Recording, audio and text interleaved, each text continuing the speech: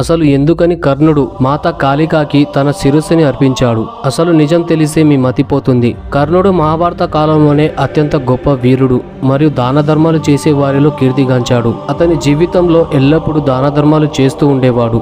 అయితే మీలో ఎంతమందికి కర్ణుడు అంటే ఇష్టమో కింద కామెంట్ చేయండి. అతని దగ్గరికి దేవరాజు ఇంద్రుడు కవచకుండలాలు అడగడానికి వచ్చినప్పుడు కర్ణుడు నవ్వుతూ తన కవచకుండలాలు దానం చేశాడు. అతని దాన గుణాన్ని బట్టి కౌరవుల తరపున పోరాడిన కూడా అతనికి గొప్ప పేరు ప్రతిష్టలు ఉన్నాయి మరియు ఇప్పటి వరకు అందరూ అతన్ని తలుచుకుంటూ ఉంటారు. అంతేకాదు నేటికి కూడా అతని మందిరాలు భూమిపైన ఎన్నో చోట్ల ఉన్నాయి. కర్ణుడి దగ్గరికి వెళ్లిన వాళ్ళు ఖాళీ చేతులతో తిరిగిరారు అని ప్రజలు చెప్తుంటారు. అయితే కర్ణుడి మందిరాలు భూమిపైన ఎన్నో చోట్ల ఉన్నాయి. అక్కడ కర్ణుడికి పూజలు కూడా జరుగుతాయి. ఈ రోజు అలాంటి మందిరాల గురించి నేను చెప్పబోతున్నాను. వాటి గురించి ఇప్పటి వరకు ఎవరు కూడా చెప్పి ఉండకపోవచ్చు. కాబట్టి వీడియోని చివరి వరకు చూడండి మరియు మీకు వీడియో నచ్చితే ఖచ్చితంగా లైక్ చేయండి. మన ఛానల్ ని సబ్స్క్రైబ్ చేసుకోండి. ఉత్తరప్రదేశ్ లోని కర్ణవాస్ అనే ఒక మందిరం ఉంది. ఇక్కడ నివసిస్తున్న ప్రజల ప్రకారం కర్ణుడు ఇక్కడ 50 కిలోల బంగారం దానం చేశాడట. కర్ణుడు ఇక్కడ ఒక కొండపైకి ఎక్కి దానాలు చేసేవాడు అంట. ఆ కొండని ఇప్పుడు కర్ణశీల అని పిలుస్తారు. గుజరాత్ తులసివాడలో కూడా కర్ణుడి మందిరం ఉంది.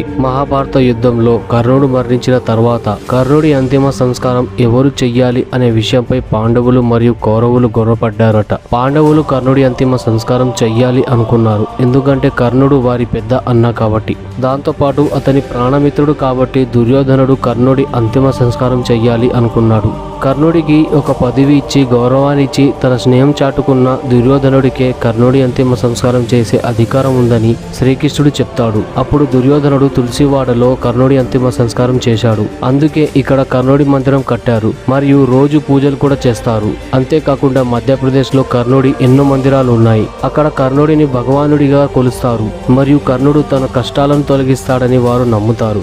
ఇక్కడ కర్ణుడి 108 మందిరాలు వాటిలో విగ్రహాలు ఉన్నాయి. ప్రతి సంవత్సరం కర్ణుడి విగ్రహాన్ని కేదార్నాథ్కి తీసుకెళ్తారు. ఇక్కడి ప్రజలు మాన్యత ప్రకారం పూర్వం శ్యాంసేనుడు అనే రాజు ఉండేవాడు. అతను కర్ణుడి మహాభక్తుడు. ఆ కాలంలో ఆ రాజ్యంపై మొఘల్ రాజులు దాడికి వచ్చినప్పుడు కర్ణుడు తమని కాపాడతాడని ఆ రాజు నమ్మాడట. అయితే అప్పుడు మొఘల్ రాజులు ఆ రాజ్యంపై దాడి చెయ్యలేదు. దాంతో అతను 108 కర్ణుడి మందిరాలు స్థాపించాడు. కర్ణేశ్వర్ మందిర్ మహారాష్ట్రలోని రత్నాగిరిలో కర్ణేశ్వర్ అనే పేరుతో కర్ణుడి ఒక మందిరం ఉంది. మహాభారత యుద్ధంలో చనిపోయిన తర్వాత కర్ణుడు తన అన్నాన్ని తెలుసుకున్న పాండవులు అతనికి గుర్తుగా ఇక్కడ ఈ మందిరాన్ని కట్టారు.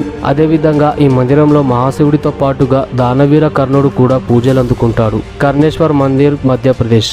అక్కడి ప్రజల ప్రకారం ఇది కర్ణుడి రాజ్యం. కర్ణుడు ఈ రాజ్యాన్ని పరిపాలించాడు మరియు ఇక్కడ ఈ కాళికామాత మందిరాన్ని కర్ణుడు కట్టాడు. ఆయన ప్రతిరోజు కాళికామాతకి పూజలు చేసేవాడు. కర్ణుడు ప్రతిరోజు తన శిరస్సుని తల్లికి సమర్పించేవాడు. దాంతో తల్లి ప్రతిరోజు అతడిని మళ్ళీ పునర్జన్మ ఇచ్చేది మరియు అతని రక్తంతో బంగారం చేసి అతనికి ఇచ్చేది. ఆ బంగారాన్ని కర్ణుడు ప్రజలకి పంచేవాడు అని అక్కడి ప్రజలు చెప్తుంటారు. ఫ్రెండ్స్, వీడియో కనుక నచ్చినట్లయితే ఖచ్చితంగా లైక్ చేయండి మరియు మీ ఫ్రెండ్స్ కి షేర్ చేయండి. Thank you friends. Thank you for watching.